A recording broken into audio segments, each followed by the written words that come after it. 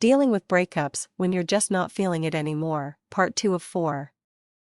Ideally speaking, each of us should theoretically break up with everyone we ever date, except for one. And as dark as it sounds, that's actually a good thing. I realize that reality isn't always that uncomplicated, and believe me, I have the track record to prove it. But I think you get my drift, and here's the deal: provided you are the kind of person who is generally easy to get along with, and if you've had some practice at avoiding utterly poisonous motos, then you are going to be faced with the inevitable: breaking up with someone who hasn't really done you any harm whatsoever. You've probably been there before already. You start dating someone who attracts you early on, but after some time has passed, one of you has decided that he or she really isn't feeling it anymore. Someone is starting to feel a pull towards freedom or someone else, but this creates a genuinely awkward situation almost every time. You see, most of us are decent, upstanding people who really don't get off on trampling other people's feelings. Especially people we sort of, well, like. Right? So what happens is that when someone just isn't feeling it anymore for whatever reason, things tend to drag on for longer than they rightly should, all in the name of not hurting anyone. But protracting relationships that aren't going anywhere only really leads to greater emotional drama down the road. It's rather like sticking one's head in the sand. Case in point. One well-worn exit strategy is to tell the other person that he or she needs some space, or even that they should date other people. Such euphemisms are universally code for, "I'm pretty much sick of you and want out, but I don't know how to do that without completely flooring you." I see some of you nodding out there.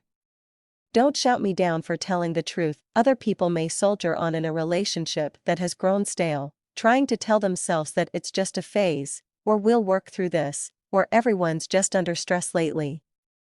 But deep down, the longer these feelings of indifference persist, the stronger the indication that it just isn't meant to be. So, how do we get into these situations? Well, whether you are on the giving or the receiving end is actually peripheral to gaining understanding as to what's going on.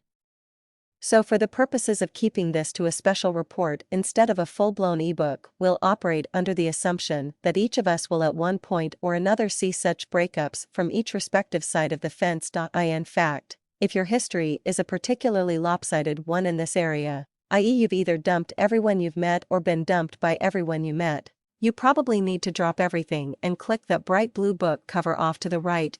Back to the story. We get into these situations for one of two main reasons. First, we jump into exclusive relationships too quickly, possibly due to pressure from the other person. Or second, and ironically sort of the opposite of the first reason, we fail to identify what our relationships actually are, which inevitably leaves one partner's expectations very different from the other's. So ultimately, the issue here is one of taking the high road of being honest versus the more cowardly low road of just letting things hang indefinitely. Point 20/20 Foresight involves being very plain spoken from the outset about intentions not to enter into a serious relationship if such is the case. This also requires that we listen when we hear those sentiments from someone, take them at face value, and not dream of changing the other person. It's easy to fantasize to the contrary when you really like someone, but people don't generally tell you they aren't into getting serious without reason. Do people fall head over heels and change their minds about that sometimes? Sure, it has been known to happen.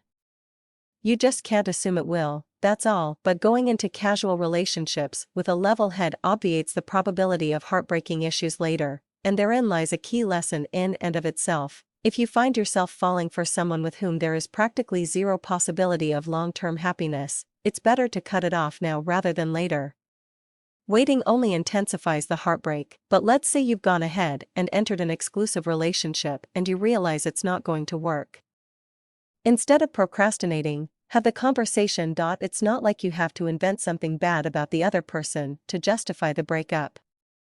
Instead, explain that you simply don't believe that the relationship is meant to be, and that you believe there is someone else out there who would appreciate him or her more than you do.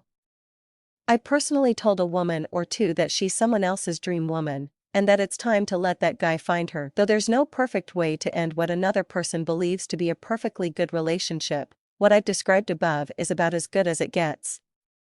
If you get a stream of invective in response, be sure to have anticipated it in advance and handle it with grace. Such is to be expected even from high-quality people. Have the conversation in person if you can, and be direct and sincere. As is the case when someone has done the other wrong, don't accept any bargains for getting back together. If just being friends is a future possibility, at the time of initial breakup really isn't the time to talk about it. This would only create a false glimmer of hope. What is happening here is the start of a very real grieving process involving denial, anger, bargaining, depression, and acceptance. You may get phone calls or even unexpected knocks on your door, each of which will serve to chronicle your ex's journey through all of this, regardless of gender. The truth is that most of us can handle the truth better than motos think we can. And we can certainly handle truth now better than we can handle divorce lawyers later, even if we don't realize it. Right on. So what if you are on the receiving end of such a breakup? Though it may seem devastating at first, realize that you've dodged a very real bullet in the form of even more pain later.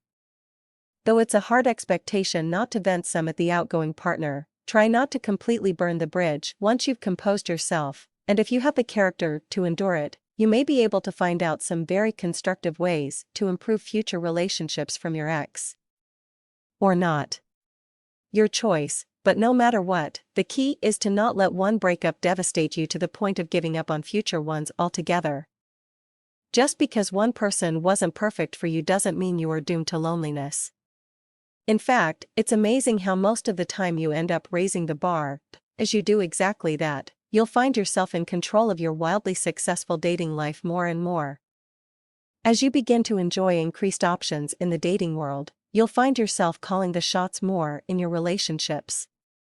It's all a part of deserving what you want. Next time, we'll talk about the particular nuances associated with breaking off short-term relationships. Among other concepts, we'll cover why guys tend to disappear off the map without calling, along with some surprising thoughts about how sex early in the relationship potentially affects things.